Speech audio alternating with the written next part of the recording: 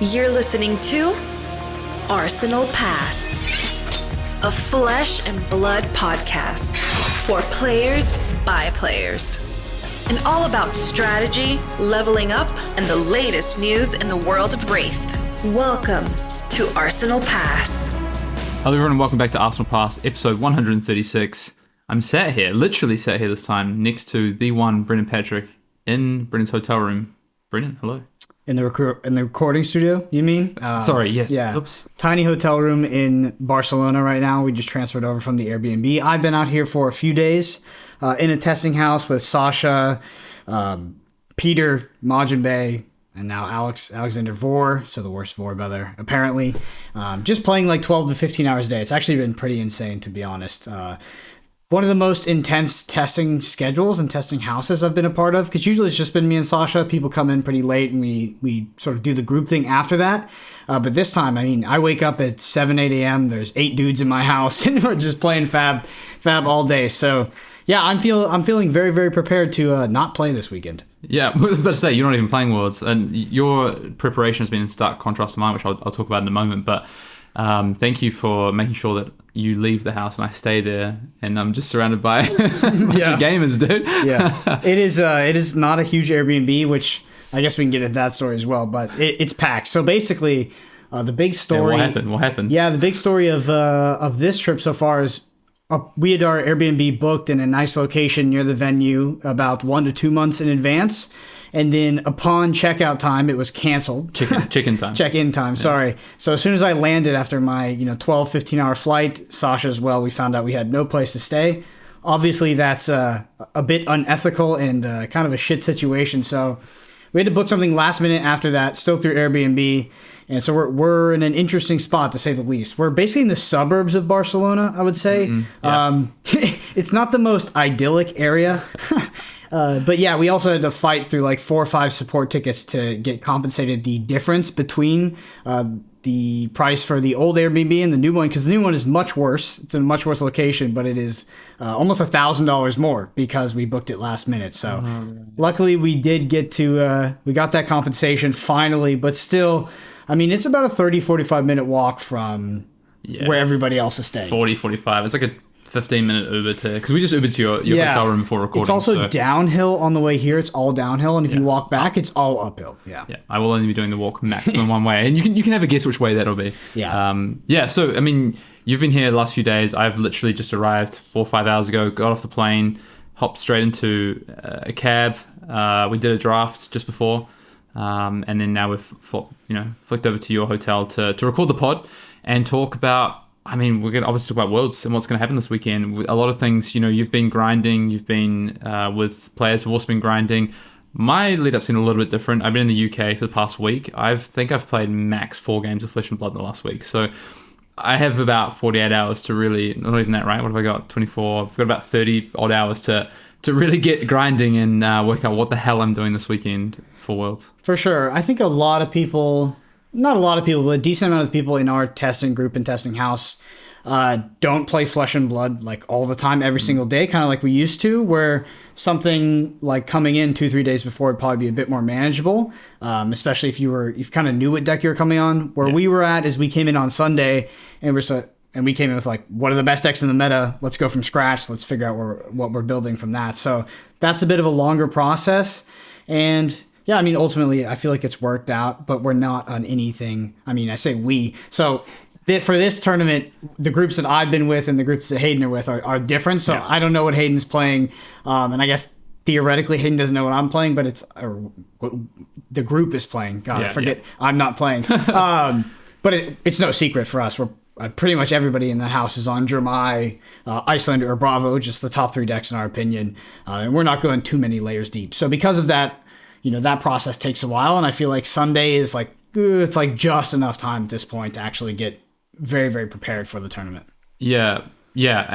I'm relying on some amazing people and some amazing friends to help me because I've been a little bit transient, I think, this time around, not really knowing how I was going to test. This lead up to Worlds has not been ideal for me, unfortunately, and not what I would like to do. I'd love to be here on a Sunday evening, like you say, grinding it out, working out what I'm going to play, how I'm going to play, what my deck's going to look like. So I'm jumping on a deck that others have built that I need to learn how to play in the next 2 days, and then also just trying to get draft reps in. But look, I mean, one thing about these events is, I don't know if you feel this, but like you land and things just happen so quickly. Like you're just living in it constantly, right? Like these events, it's like nothing else in the world exists, right? Like if I asked you right now, Brendan, be like, what's the news headlines right now in the world? You have no clue because you're just in the source. Yeah. What does Barcelona look like, dude? You've been here for 5 days. What does Barcelona look like? It looks like just a random city in the U.S., to be honest, for the most part. But it's funny because Hayden's actually sitting next to me in person, and I can say, in lieu, or sort of in the spirit of you saying that, things just kind of happened and you get lost in the sauce. I mean, I haven't showered in like 40 hours. I can smell. Yeah. I got that gamer smell on me. It's just been wild. I mean, I swear to God, I literally open my eyes and there's like 5-6 people in the house, and then it's just you have a booster pack in your hand ready to draft. It's drafts. It's this matchup or that matchup. So it's intense. I mean, these times are my favorite part about Flesh and Blood. I think from a gameplay standpoint, the testing wasn't as fun as it usually is. Maybe it's because we're on like layer 1, tier 1 decks. But the whole process is really interesting, and it's at least intellectually engaging. Yeah, I can't speak for myself this time, but I feel like when you're here and you're in these things, like I got here like 5 hours ago, it feels like I've been here for half an hour. Like, I don't know, just things just happen. So, all right, we're going to talk about metagame. We're going to really riff off what we dove into last week, which was like the shaping up of the world's metagame. Mostly you have been testing intensely, and I think you have a really good handle on the meta in terms of the power level of decks. And I feel pretty across what the meta is going to be from like my conversations and who I've been sort of trying to get a few games in here and there with and talking to. So we're definitely going to go over that. First of all, though, no real news this week, but we might dive into some comments. I want to say a big thank you to everyone who did participate in the Arsenal Pass survey for podcast and YouTube channel. We are trying to grow the channel and bring you the content that people want, get the content out there. So we do have a couple of fun things to share, Brendan. One of the questions that people responded to in the survey was who would survive longer in a zombie apocalypse, outbreak, Brendan? So what do you think the overwhelming... No, who do you think, me or you? What do you think people thought? I have no idea. I think, I don't know, I probably come off as a bit more intellectually inept than you, so maybe I'm going first. I would say the overwhelming feedback seemed to be you had the physicality, I have the mental game apparently, which I don't know. I don't know if physicality trumps in that situation. I think you're going to want the brains for the zombie apocalypse. This is my favorite one though. This is a response from someone that Chase shared with us, who compiled the survey for us. Brendan is significantly more physically fit. Come on. I thought that's a bit shortchanged there, which gives him a significant advantage. However, his love of heuristics and absolutes would lead him into a situation that he would be unable to survive. Hayden is more careful and cunning and would be able to stay out of bad situations. That they haven't met me. But may not have the physical might to perform needed tasks in an emergency. I love how you're just like this, like the frail old man. You're just a doughboy to this person. With this in mind, Hayden would survive longer, but would likely fall to Brendan's above average physique zombie. Hayden's going to be back at the camp gathering nuts for all the men when we come back with the food. My favorite one was that someone replied saying that you would, in very Brendan Patrick fashion, would underestimate the power of the zombies and think that that zombie's trash, unplayable, and that would bite you and kill you. So that was apparently what would happen. Very possible. we might share some of these in the future, but in all seriousness, the actual responses that we got from the survey have been very helpful in helping us to decide how we're going to take the content into, the rest of the year, but 2024 as we head into that'll be our third year of Arsenal Pass. Yeah, it's crazy to think. I mean, it's a funny process when you look back at it in a retrospective, because it really is an endurance game more than anything else. I feel like at this point, seems to be, especially from the experience of trying to repeat this in other games, and being sort of at the genesis of those podcasts, looking at Arsenal Pass and for how long we've lasted and why we are where we are. It is really just every single time that like the question has come into my mind of if we should stop doing this or slow down or skip a week. It's just like immediate no. There's just a heuristic of we just kind of we just keep rolling with it, and that's really all it takes, to be honest. And then obviously we have a great community. Heuristics. Yep. All right. I want to start off the main topic of the pod talking about the metagame for Worlds, and we're going to talk all things Worlds. We're going to talk about like some of the players we're expecting this week as well, regionality as well. We're going to talk about, because this is the World Championships. This is where you represent your country. If you were at the World Championships 2022, or you saw any of the coverage from the World Championships in 2022, we have the flag procession with all the national champions bearing the flags to come out at the start of the event. I assume that's happening again. And there is definitely this national sense of pride which you don't get at other PTs. And a lot of the teams, and we'll talk about this, I've had some conversations with different groups, but a lot of the teams, especially within Europe, tend to stay within their countries and work together. And actually, that's kind of happened in a lot of other groups this time. I mean, I know that's... Yeah. so. Well, I don't know about where... I feel like as Flesh and Blood grows as a game, as it gets more mature and just the player base gets better in general, the testing groups actually feel more open to me. Maybe it's because I'm in an open testing group. But, there's people... I know. There's people from, all different groups that were, coming to the house. And, pretty much everyone is putting their heads together to just find the best thing. Because it also feels like it... And this is probably funny in context of what you might be playing, because all Hayden told me is it's spicy, but from our understanding, the meta game feels like it's not so solidified, but there are just very powerful clear. Understood decks. Yeah. So we're not really trying to break anything or flip anything on its head. So I think just the more people you have in the kitchen, it kind of the better. Especially for limited, I think. I rocked into the place today and we just started shouting ideas at each other about this draft format, right? Hey, what do you think about this? What do you say about this? Do you like this card? Or everybody in that house was a Force Teklo believer. I'll tell you that. Well, until I arrived. Maybe not you.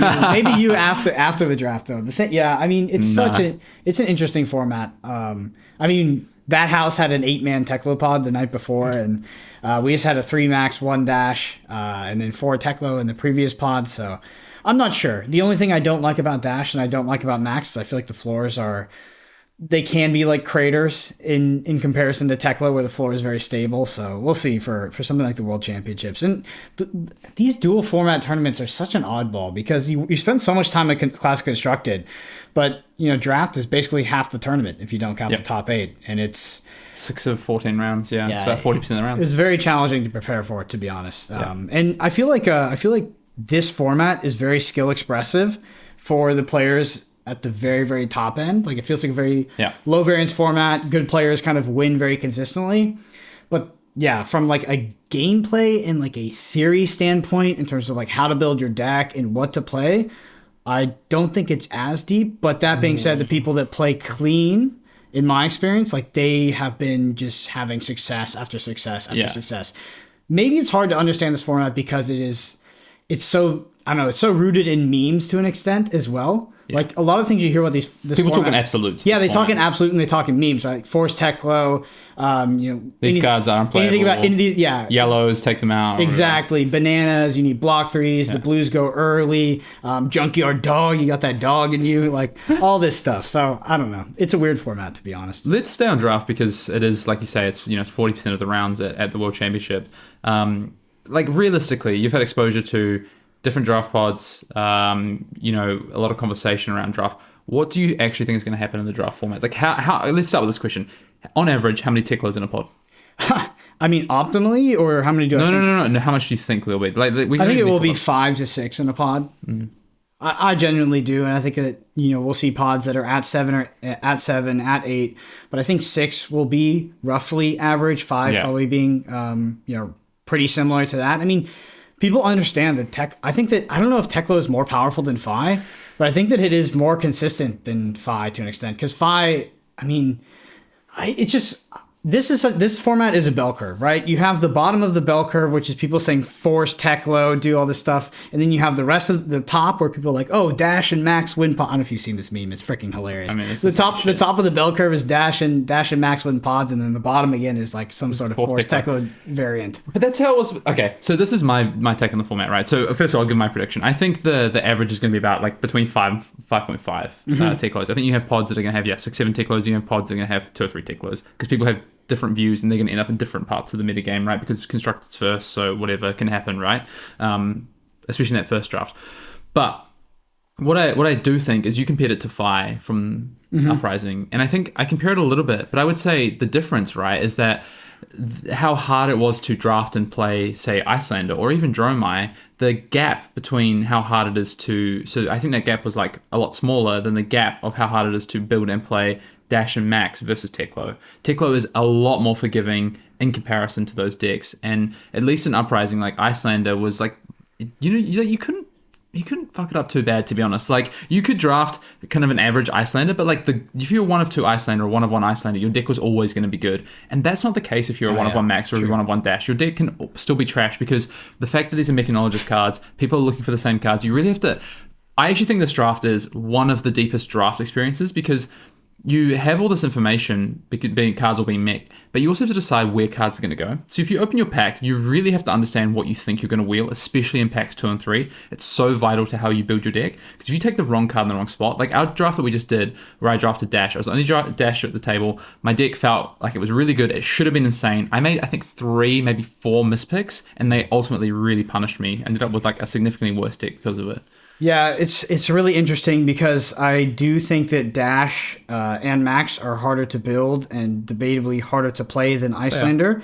Yeah. But I also think that Teklo mirrors are very hard to play and that bad players will just lose super, super often. So Teklo mirrors they're pretty consistent. The game plans are relatively static, not very dynamic.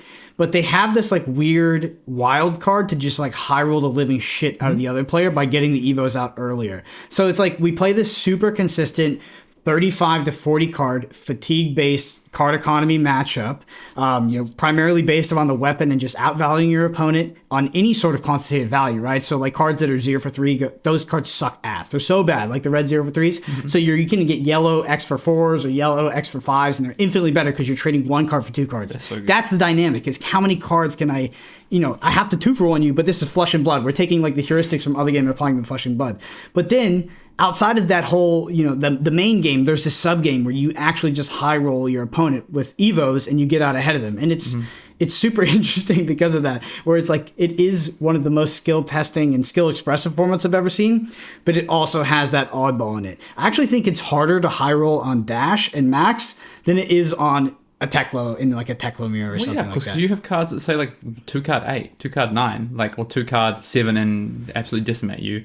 And if you can just drop Evos early, like, it's so hard to brick on Teklo, whereas it's so much easier to brick on, and that's why I think the deck building and the play in Max and Dash is so much harder. And there is part of me that's sitting there going, this weekend should I just be forcing Teklo because it's going to give me an easier time? It's honestly really it's a hard. I'll be open about that. It's a really hard spot to be in. I think for you, because you feel relatively comfortable on Dash or Max, you should probably err on the side of them, because I haven't done that many drafts though. Yeah, but to be fair, like in the last World Championships, forcing Phi was like, it was a meme. It was a meme, but some players were serious about it and some players did it and saw success with it. But it wasn't like the theory. In this format, legitimately, there are many, many, many high-level players that think it is objectively correct to just force Phi and not look at anything else. Yeah, sorry, just force Teklo and not look at anything else in the pack. So you're basically left with like 5 dead items, and you don't actually get a 40-card deck. Yeah. That is a legitimate theory, and I think you get a lot of edge if you believe that you can get anywhere close to that with the other heroes. Because I know without a shadow of a doubt that in a lot of those pods, there will be people that are actively avoiding those other heroes and will not even look at the cards that could be in them. Wheeling this format is pretty interesting. It's so important. Yeah, so you were wheeling from the perspective of Dash in that last pod, but wheeling from the perspective of Teklo is fascinating because it just kind of doesn't really happen, right? Like, you want the exact same cards that some other people do. So you have to work that out, though. I know. You have to know how many of each hero is in the pod. Like, by pack 2, basically you should know, if you've done this draft enough times, how many of each hero there are, because there are signals, there's really key cards. You might be off by 1, but you'll know how many Teklos there are. So say you're 1 of 5 Teklo, you look at the pack, you go, okay, these are the 4 cards that are going to be taken, and then you make a decision. Like, sometimes you can actually force wheel a card, because it's like, if you know that people are really low on blues from pack 1, because there were a lot of blues coming around in pack 1, you can actually take the blue and wheel like an Evo, and that happens a lot. Like, that can't happen. What I think is interesting is that the reason why I think it's hard to wheel as well is I think that actually there's a lot of cards that both Teklo, Dash, and Max want. 0 for blue's the block for 3, right? Like, those, I feel like those are wanted by all of the heroes. Also, these like big red attacks, so things like Junkyard Dog, things like the whatever Titanium, or 3 for 7. Just like these good on-rate cards, big Berthas. Like, these cards I feel like are wanted. They're not, like Dash is looked at as his item deck, and then maybe Max differentiates because it actually can utilize the pumps a little bit, and we can talk about that if that's the correct way to build it. Where there are some cards that seem specific to the heroes, but outside of that, there are I do believe that there are cards that every single hero wants, mostly being, the reds that trade 2 for 1 on cards, the blues that block for 3, and then there's just these yellow bananas, which is kind of the meme where you're wheeling the pack late and it's all these borderline unplayable cards. So I think I like 90% agree with you. You saw my deck that I just drafted. That's how we don't need to, I might just keep some of my secrets for the weekend a little bit, but that's how I'd like to draft Dash a lot. How many of the 2-for-7s are in my deck though? I don't remember because I was surprised at how many of some other cards were in there. Because I drafted a deck that was actually quite similar, but in Max, and the block value of my deck definitely killed me. Well, that's different. I think Max gets more punished by that. Look, I had too many. I took some wrong picks. I had too many items in my deck, but regardless of that, I do think that like there is this kind of like I like that you used the bell curve before, but I almost see it as like there's almost like two bell curves. Well, I was gonna say like 2 kind of like stacks next to each other with levels in them. So there's level 1, 2, and 3 in all these stacks, right? And some people are living in one stack and some people are living in the other. And it's not clear which one is like the real one and which one's the fake one. Yeah, that's how I feel. Who's hitting the bong of copium? Because it's one of them. But what I actually think, the more I draft this format, is that like none of them are real. It's all contextual to the people at your pod. Yeah. That's the hard thing. There's only a few things that I think are objective truths or even close to that. Or wrong as well. Yeah. Well, I would say there's a couple things I think are objective truths in the format. I think that the floor on Teklo is higher than the other heroes. And I think the other heroes can be powerful decks, but if their first cycle goes the wrong way, they have more cards in their deck that are liable to be clumped up in a way that they can lose games that they shouldn't be losing to players that they shouldn't be losing to, which is kind of similar to Uprising in a sense, right? 5's floor is very low. The same. So what you do, I think sometimes when you pick Dash IO and Max, you take on an inherent risk in your deck where it's like, should you just force Teklo and then try to play on the same plane of your other opponents? Like, why take the risk if the floor of Teklo was high enough to win your pot anyway? Why take this increased variance by having 0-block cards or having, a more setup-based deck in the form of Max? I think that's for me, that's like the only objective truth that I understand about this format, is that Teklo is basically a more consistent choice, and the other heroes can be powerful, but they come with an inherent risk, which is the first cycle of your deck in 0 blocks, or just a more clunky deck, I think, in the form of Max. Yeah, I don't disagree. I just think it's a metagame. Like, and this is kind of the conundrum I think that everyone's going to face who's in a similar position to me, where they think that forcing Teklo is a great strategy, but they also think that there's a lot of viability in the 2 other heroes with the right builds of the deck, especially if they put time into it. But the problem is, right, is if I sit down to draft, and I look around at my table and I go, okay, I don't know what to expect from this table. And I decide that, I open a pack with, let's say, 2 or 3 Evos in it. And I decide to take a non-Evo card and ship the Evos. How do I know that there's going to be 5 or 6 Evos, that like 5 or 6 Tekla Bossins at that table? Because I live in fear that I pick up on Dash or Max and I end up at a pod with 4 Tekla Bossins. Sure. I would much rather be the 4th Tekla Bossin than a Dash or a Max. 100%, right? Like, you take the risk when you pick that hero that other people hop into it, where if you pick Tekla and there's 7 Teklos, you're probably still in an okay position. It's not fantastic. Yeah, I don't want to be there. But you take a variance in terms of like where your seed is and your card quality, but it's actually not terrible. Where if you are one of 3 Dash or one of 3 or 4 Max, like, it can be absolutely devastating. It's hard for me to see Teklo, like a Teklo 4 strategy, really train wreck unless you just get, I guess, maybe it's unlucky, maybe it's not, I don't know, maybe it's you're picking incorrectly. You can be in the middle, so you can have 5 Tekla Bossins and you'd be in the middle of the Tekla Bossin, and that's a pretty bad spot to be in. Because the other thing as well, you get super paid off if you're a Tekla Bossin that's to the left of a non-Tekla Bossin. Yeah. That's where you really want to be. And if you're 1 of 5, but you're being fed by a Dash or a Max, like, often you're feeling really good. And if you've got one, like, either side of you is not Tekla Bossin, it's great. Yeah, this is a super interesting format because it is both... It's a metagame. It is both solved and potentially very, very, very unsolved at the same time. Yeah. The more I play it, the more, I don't know, like, it's like I feel like I understand it, but at the same time, you just have to doubt yourself. Because, like, that's what the top of the bell curve is, right? Max and Dash can win pods. Because they do. They do sometimes win pods. Yeah, of course they do. But does that mean they're good? It's not even that they're good. Is it the correct way is to it draft? Correct? It's hard to force anything in a game like Flesh and Blood, to be honest. It just seems like such a bad strategy. But it pays off a lot. So you see it pay off more than it should. So much. If you're results oriented, I think you're a forced Teklo gamer, to be honest. Too many people have gotten away with that strategy so far in pods that I've been in. Yeah. All right. Well, yeah. I also think the other thing is that you just not only at the mercy sometimes of your deck when you're in those other two heroes, but you're at the mercy of your play. Like your play patterns are a lot harder. Ooh, there's one other thing I want to say. If there's people that are going to the World Championship that haven't drafted it in pods that consist of players that might be at day 2 or the top 8 of a World Championship, I think that the draft experience is much different. Yeah, it is. Much different. Like it is.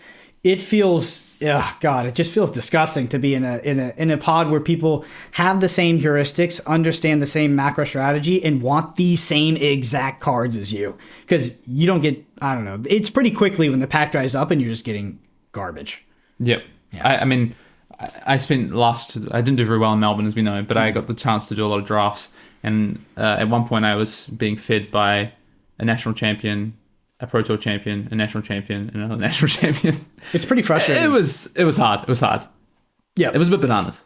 Yep, it is very bananas. Those yellows come quick. Those 2 blocks, those 0 blocks, they come quick. Every pick matters so much. You have no free picks. You can't. It's so hard to hedge.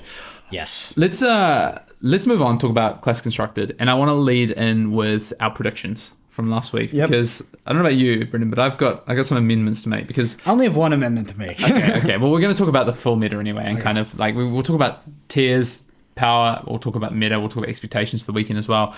So recapping last week, you had if for those who maybe missed the pod last week, we went and did our predictions for top 3 most played heroes at the event at World Championship this weekend. We've actually done it 2 weeks in a row. So 2 weeks ago, not last week, but 2 weeks ago, you had said Dromai, Bravo, Icelander. I said Dromai, Bravo, Icelander. Yep. But I thought Bravo and Icelander could swap around. So that's interesting. Yeah. Last week... We were probably right. We metagamed ourselves. Yeah. Last week, you said Dromai, Bravo, -IO. Get ready for this one. I said Dromai, Katsu, Azalea. I was pretty surprised when you said that. I'm not going to lie. Yeah, I'm ready to take it back. Okay. I thought so. Okay, let me explain myself first, and I'll hand it over to you. But I thought that the meta was starting to shift a little bit. I thought people were starting to realize that Bravo, as powerful or as like kind of maybe well positioned as it is, people were adapting their strategies, and people were starting to look at decks that were actually really favored into Bravo. I thought Icelander was really starting to trend, but people wouldn't actually play it. Like people were worried about Icelander, but people weren't going to play it.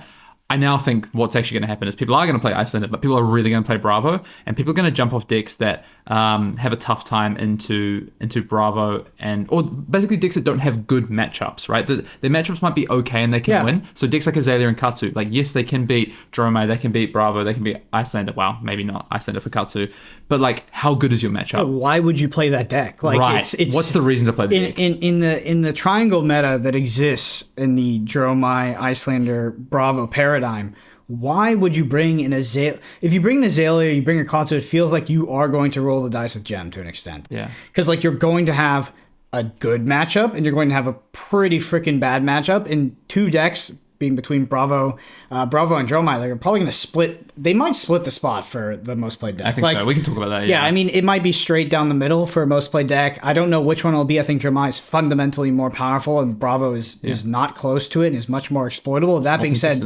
Bravo is infinitely easier to play. And more consistent. Yes, and it is more consistent.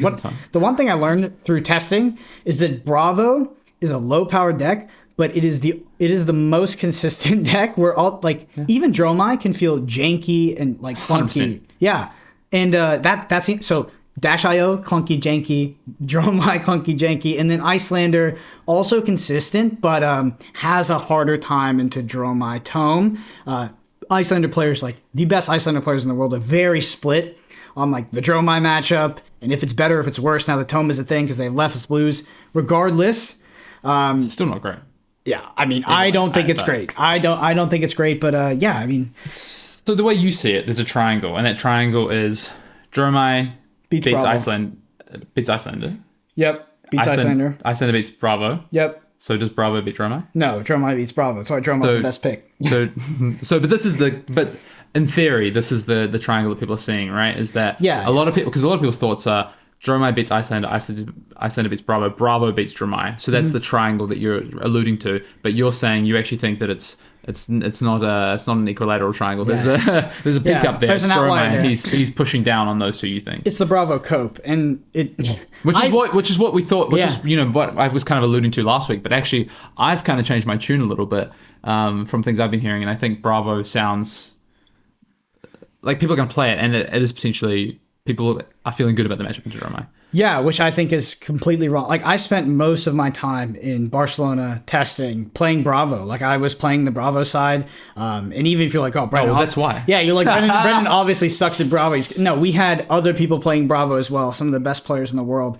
And we tried multiple strategies. Like, there's going to be people like, oh, why don't you just go aggro? It's like, yeah, we tried that. Have you tried this package? Yeah, we tried that. Why don't you just fatigue it? Yep, we tried that too.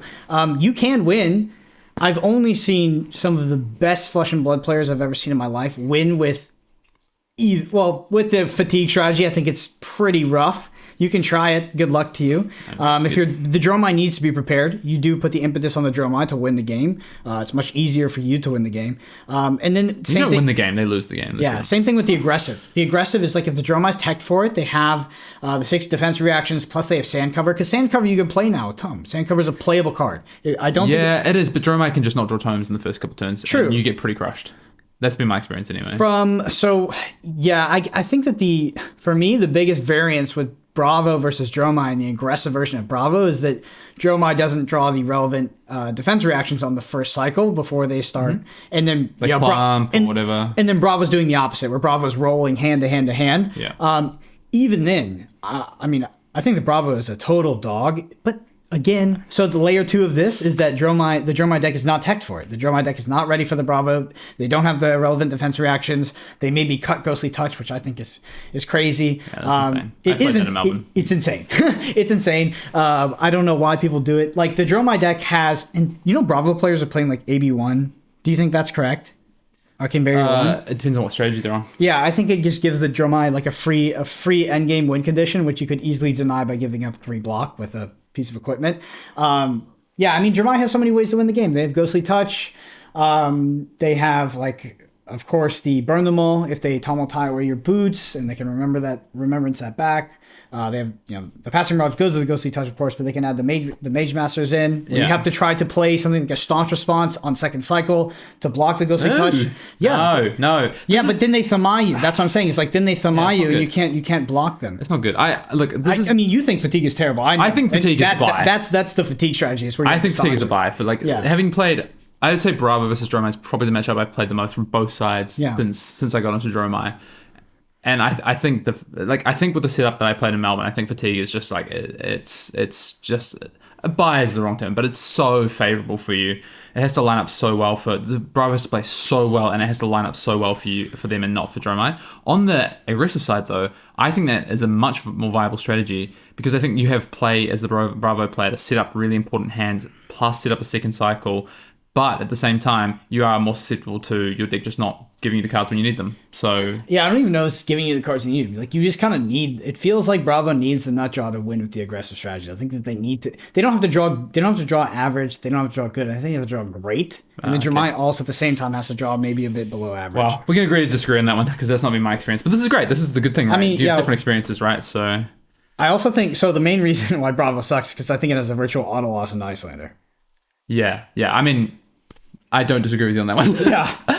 If anybody's played the Bravo side of that, it's holy shit. Let's expand the metagame a little bit. So let's move through. So I think we're in agreement here. We think that the Triangle is going to be the top 3 played decks, right? We've come back around. We think it's probably going to be Bravo, Dromai, somewhere first or second, and then Icelander third most played. Yeah, and just to go back to last week's picks, because I guess you said going outside of this Triangle now. The reason why I've taken Dash.io off that list is I think that Bravo's in contention to be the most played deck, and Bravo is not a good matchup for Dash.io. Iceland is not a particularly great matchup either. For Dash.io, yeah. Yeah, IO is really powerful, but it's so susceptible to people knowing how to play it against it now, and people have had time now that Tom busted out the list at Melbourne and showed everyone what it can do, and it is a very skill intensive deck, I think. So people might be playing and be like, this deck is trash. I definitely did it, and I think you do have to understand it, but fundamentally once you do understand it, playing against it is a lot easier. You can exploit its weaknesses.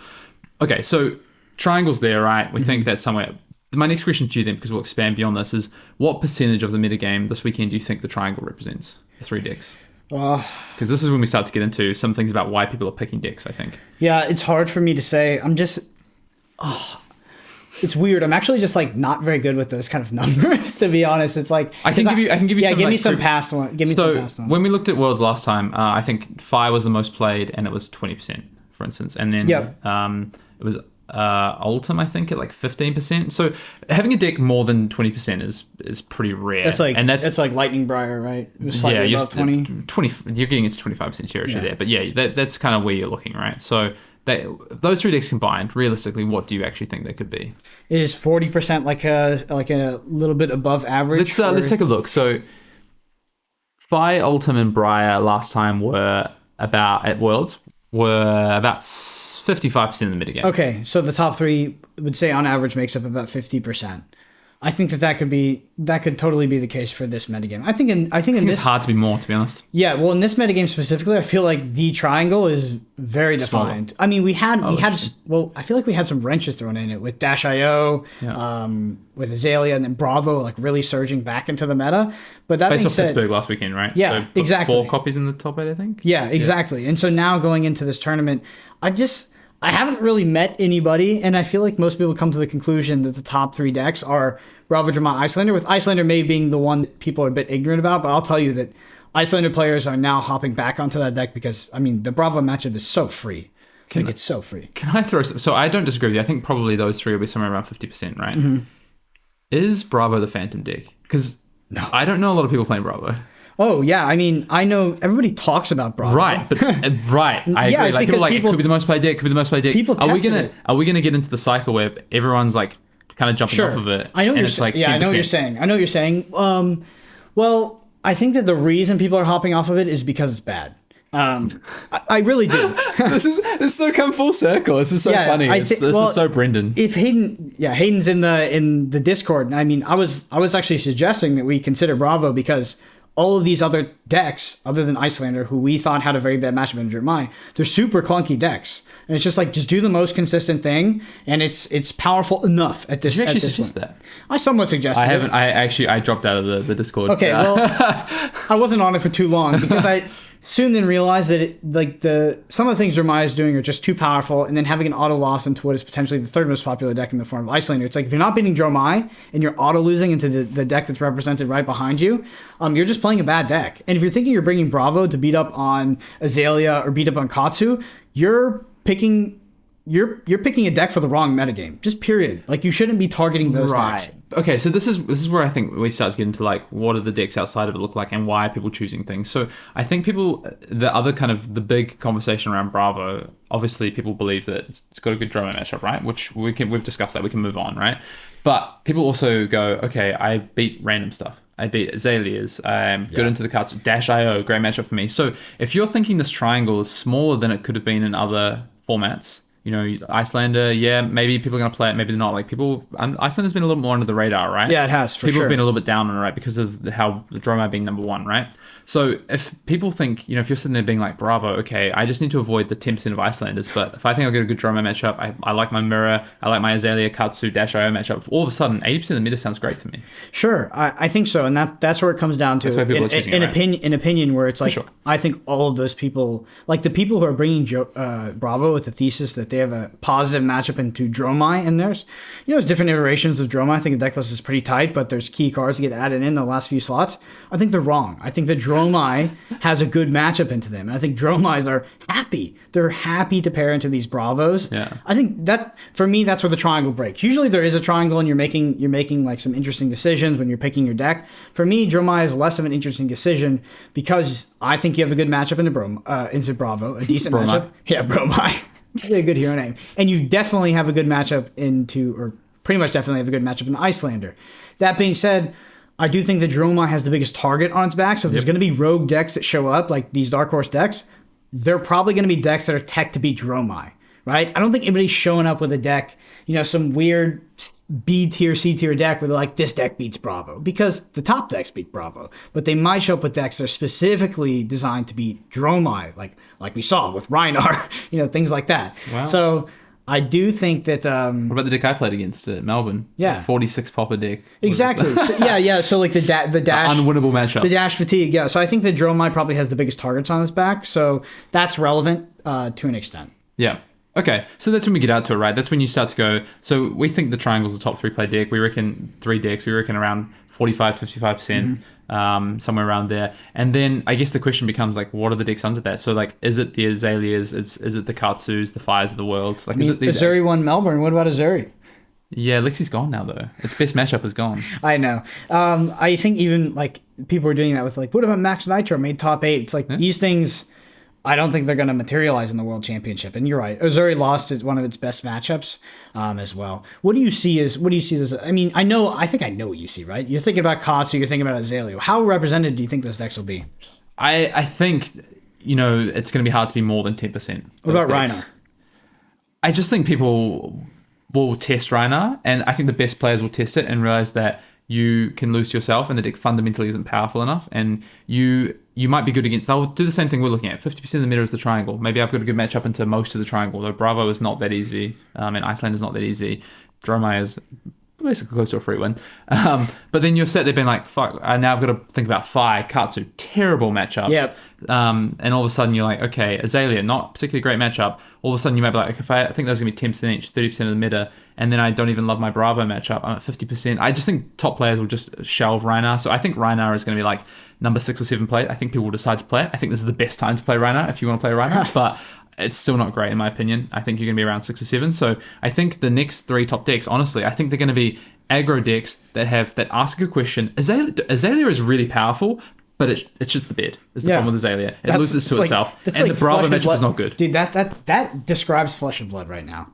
There are powerful decks that just consistently that not consistently, but can occasionally shit the bed, and then there's just these decks that are consistent and powerful. I don't know if Dromai's consistent. I guess it is. It used to be. It isn't now, though. Yeah. I would say it's not. It's a bit janky, but that really defines Flesh and Blood, where there's like there are these other powerful decks that exist that you can play, but you have like those decks need to run hot, and they can totally lose themselves. Yeah. So I think that the next 3 decks. So I think Azalea, particularly if you think that Bravo is this phantom deck that people are going to hop off, I think Azalea is actually a really good choice, to be honest. So that's what you meant by phantom deck. That's really interesting. So I think Bravo still is possible to be the most played deck. I just think the copium is high, bro. Did you know when like pre-elections, right? And they're running the polls, right? And they're like, hey, these are the polls. And all of a sudden you get to election night and the opposition just slams the favorite. Yeah, but like that's the thing is like it actually if we look at past tournaments, even tier 4 tournaments, it usually goes in the favor of the bad easy deck, which we can say Bravo is. I mean, we're going to use it. We're going to label him like that right now.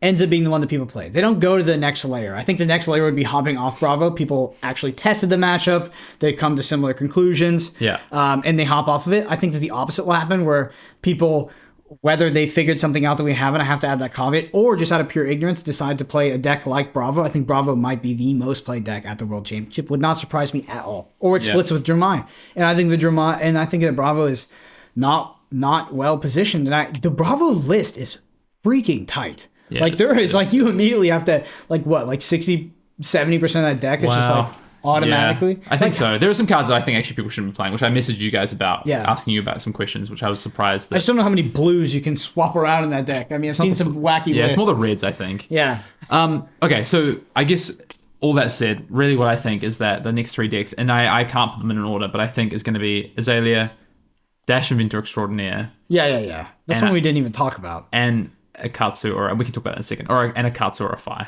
Ninja combined, I would say. I'd be surprised if Dash Inventor Extraordinaire was highly represented. It just tends to be extremely lowly represented, but performs well. And obviously, like Merrick was playing it on stream in Dallas. I think people are aware of that deck. It's just a deck that I don't have a ton of exposure to. I do. So this might surprise you, but if you look back at Worlds, you look back at PT Lille, you look back at Baltimore less so, but PT New Jersey even, Dash is always around the 5th or 6th most played deck. It just always is. It just because it can do everything. It can be super consistent, and it has this aggro game plan, and it has this more like item based kind of slower game plan. And I think that's why people will always play it. It's a deck that I've been super high on for this event for that reason. And I think a lot of people feel the same way. So I think that Dash is going to be in the top 6 most played deck. I think it's going to be that next 3. I think that's fair. Like top 6 for sure.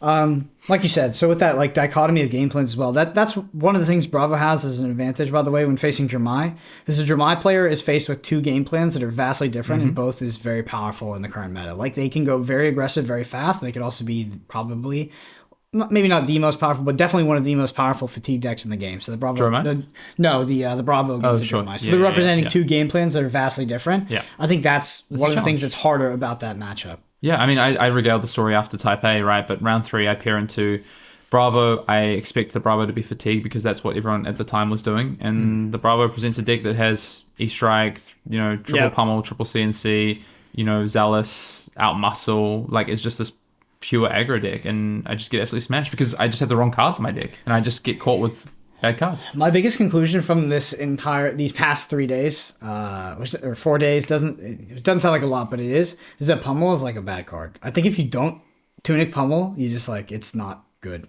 in the current. But you always state of Tunic the game. Pummel.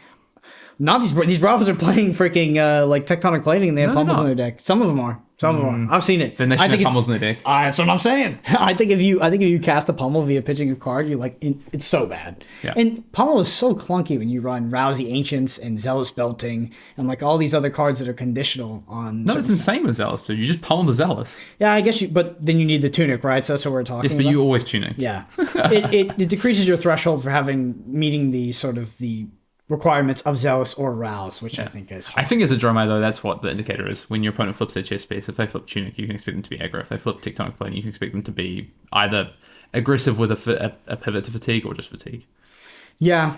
What's also interesting is when you're playing the aggro matchup as the Bravo player, how important it can be to have access to the Seismic Search token to be able to dominate those crippling crushes, or just 3-card crippling crush, right? So play crippling. Yeah. And just keep presenting damage. 3-card red disable, 3-card red thunderquake, whatever, just present damage and just. Thunderquake.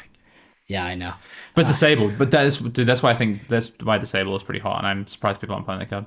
Yeah, the more I played, the more I was like, I kind of wanted the Thunderquakes, to be honest. And the more I came off of like the go wide strategy, I just wanted the raw damage sometimes. Yeah. It's weird. The Bravo matchup in the Dromai is actually it has a lot of depth. And I know it does. I definitely don't give it enough credit for that. And I just say it's, Bravo sucks, but I played a lot of it, and there's definitely a lot of thought you can put into it. I think that my issue is that when you come out of that tunnel, of trying to figure out the Dromai matchup, what you end up with is that it's not a good matchup for you.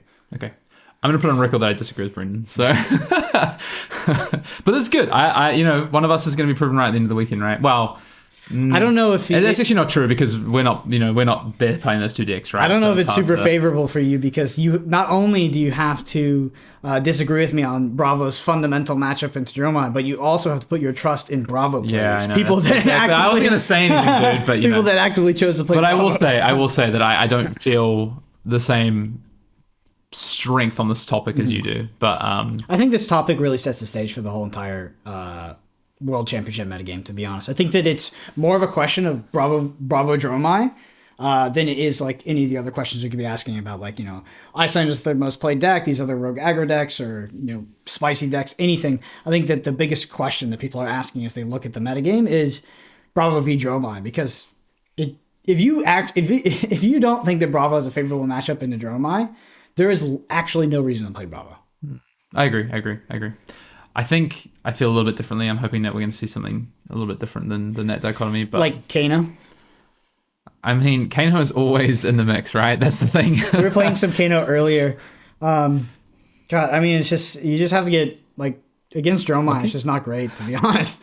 I don't know. Dromai just has like infinite things to just hose you. Tome makes it so. Okay, this was for me the nail in the coffin for the Dromai Kano conversation. Is that people probably know who Farhad is? Yeah, he came second at Australian Nationals. I lost/punted to him, and I definitely lost him. He's one of the best Kano players, right? Mm-hmm. And I saw him at Melbourne, and he was at a table next to me, and I did the biggest double take when I saw Azuri sitting in front of him. Yeah, I've never seen the man play anything other than when you see Alexander Vore, when you see Peter Budensek, all those people not playing Kano.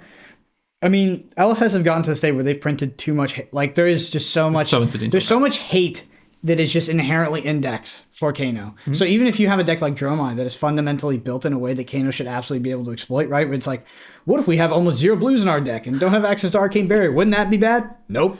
Sand cover, baby. Yeah, Sand Cover, Aether Ashwings give you Arcane Barrier, and just Thamai, like Jesus Christ, it's too much. You have to get lucky. We played a bit of Kano because in this testing house there was Alexander Vore, Peter Budensek, Sasha Markovic. Like, it was just so many Kano players. And yeah, it's just not very good, to be honest. Don't take my word for it. Every single one of those person might bring Kano on the day. Who knows? They're very volatile people. But yeah, it seems like a bad deck at this point. Yeah. All right, last thing I want to talk about is we're at the World Championship. It's about national pride. Let's talk a little bit about regionality. And first, I guess the question I first of all have for you is, we're in Europe. Worlds last year was in the US, so overwhelmingly, I think like 60% of the player base was from the US at World Championships. That's going to look a little bit different being in Europe this time around. Do you think that changes kind of the dynamic of the metagame at all, or some of the considerations? I mean, PT Lille honestly didn't stray too far away from what we'd seen previously, other than aggressive decks were more popular. Yep. I guess we did PT Lille in a Briar-dominated meta, and we went to a Briar-dominated region. So, yeah, it was to be expected. I mean, I would pretty much expect the same thing in the United States with, there's just going to be a lot of players that, like, Europe is kind of known for bringing Bravo, right? Pablo brought it to the tournament. They kind of set the stage for Bravo in this metagame, or even in last metagame with Lexi. They were bringing Bravo into those metagames. Crazy. Like, Europe was the one who did that first. So I guess it just reinforces my idea that Bravo might be the most played deck, even though it's one of the most poorly positioned decks. Yep. What about I guess groups of players or countries or any specific players that you're obviously going to be on the casting side of things that you want to kind of draw attention to? I don't know. It's hard to say because we could go through the regionality of it, like we've talked about probably many times on this podcast and everybody's familiar with. But like you said, the European teams tend to congregate based off their country and they actually play together. So you have PT Baltimore, the Polish team, all brought a Katsu deck and got destroyed. But they tend to bring sort of like a regional based deck. Outside of that, I mean, the people I have my eyes on we're at the World Championships. So the people I have my eyes on are people like Pablo Pintor, like Michael Hamilton, and just like, I don't know, it's weird because the U.S. has gotten a lot more battle hardens and a lot more competitive events. Mm-hmm. So in a lot of these, there's like a new group of U.S. players since the World Championships that has been traveling to all these tournaments and has been winning these smaller regions. And I'm not saying that those make them more credible players, but they are getting more competitive reps, significantly more than the rest of the world. So I think a lot of those players are a lot more live than they were at the previous World Championships. So, Brody Spurlock, Michael Fang, etc. I mean, kind of the whole. It's hard to say the Wolfpack because it's its own country at this point. Continental US. What about someone like a Simon Nielsen, who's come over from, is a former Magic the Gathering world champion. He's now is he Danish? Simon Nielsen. He's the Danish national champion. He's going to be at Worlds this weekend. Someone like him who's just an outstanding card game player. Could he make the conversion and become a Flesh and Blood World champion? Yeah, absolutely. I think Flesh and Blood is one of those games where if we were going to name everybody that could possibly top 8 or win the tournament, we would have a long list. But Simon Nielsen is very accomplished in both Flesh and Blood and, of course, very, very accomplished in Magic the Gathering. So an impressive player. But the people that I really have my eyes on are the ones that have been extremely consistent in Flesh and Blood at the tier 4 level, right? And we start to have players that have done that. There's only a few though. I know. Multiple top 8s, and I want to make sure I don't forget. So you've got Michael Hamilton. We're talking PT top 8s here. Yeah. PC or World top 8s. So you got Michael Hamilton, Pablo Pintor, Matt Folks. Mm-hmm. Is there anyone else? That's top 8'd too. There might. I don't know. It's hard to say because we have there's so many other people that fall in the bracket that's right below that where they're both a calling champion and a PT top 8er or a national champion, a PP top 8er. And I think Peitang Liao, for instance, is like someone that comes to mind who's done a lot more than people realize. I mean, it's hard. I think you're going to see some of those players obviously do well this weekend, but you're going to see some names that you don't recognize, and you're going to see some of these people that have been consistently putting up results that you don't know because they're not named players, they haven't had the interviews. This is one thing I'll say about Flesh and Blood is that we do not do player coverage well enough. It is not particularly great. It makes me a little bit sad. I think there's so much room for improvement from LSS in the coverage and I know you feel this way to a degree as well, that Yeah, I don't think it's going to get any better. No, I know, unfortunately. Pretty much all the, I mean, I'm happy to say but it's done through pretty much content creators. Yeah, pretty much all the impetus on that, on the little that is done right now is done through the individual casters, or ones that just happen to be content creators as well and that are already covering that. There is no direction that is given from LSS or the production team.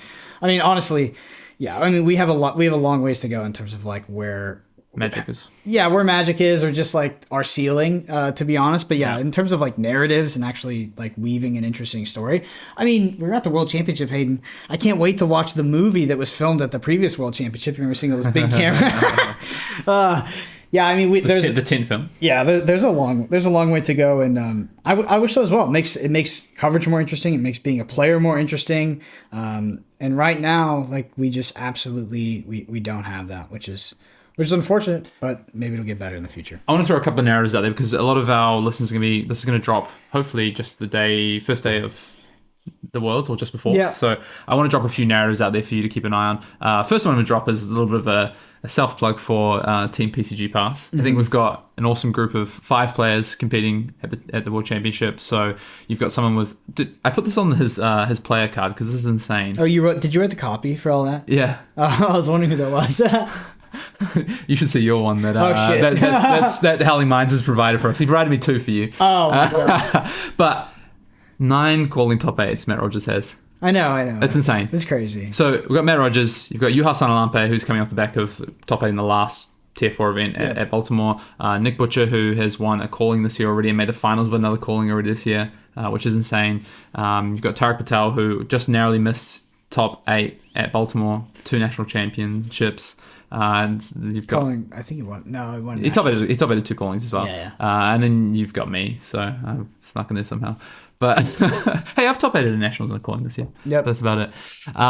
But also the other I want to shout out as well is Tom Dowling, who made the finals of the calling Melbourne 2 weeks ago, booked his ticket 2 days later after he got that PTI, cashed in the PTI that he got from coming second after going 14-0 to losing the finals with Dash.io, and he's going to be here this weekend. So that's an exciting narrative. Well, I'm interested to see what deck he lands up on because Bravo's here. I mean, those are some good narratives, to be honest. You like those ones? Yeah, I can't wait to see that generous calling card that you've made for me. All right. Anything to add before we take it out? No, I don't think so. I mean, you pumped for the weekend?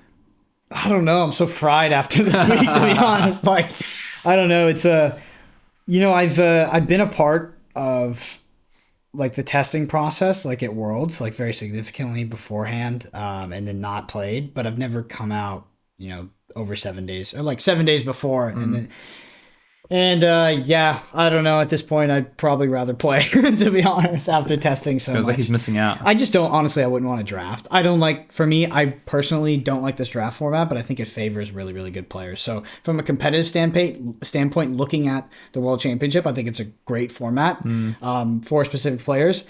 But for me, I didn't enjoy the process of it. And I think where I ended up with it, if I had more time, maybe it would change, but where I ended up with it, I don't feel as comfortable as I would going into an event like this. I feel like it would be a drag for me. I'd definitely not be looking forward to that part of the tournament. Yeah, I'm not feeling ideal. Like I struggled in Lille with Uprising. I don't think my preparation was enough. And then I fixed that for Nationals and Worlds, and I went 11-1 between those events and draft. I felt really good about it. I do not feel at that level right now for draft for this weekend, so I can feel that. But I learned to love these draft formats. I don't know. I think it's just like it's like Stockholm syndrome, man. I don't know. Like I learned to love these formats. Yeah, if you like math, this is a good format for you. To be honest, it's just math, but that's all right. Yeah, it's an interesting one. We were talking about this yesterday, but I'm keen to hear the retrospective on this format after we've sort of living legended it, let it go. After the World Championship, after we really see like these theories come together and they battle it out. Because, there are people that legitimately think that Dash and Max would play. I'm joking. But I want to see how the community looks at the format after the World Championship, because I've seen so many different things leading up to it where like people are up on it, then they're down on it, then they're like, oh, I've been so down on it, but now that I played it more, Stockholm syndrome, it's like it's better than it's so much deeper than you think. It's like, yeah, that's I mean, how I feel. But that's the case, and we just need to let it percolate a bit more before we sort of close the door on bright lights.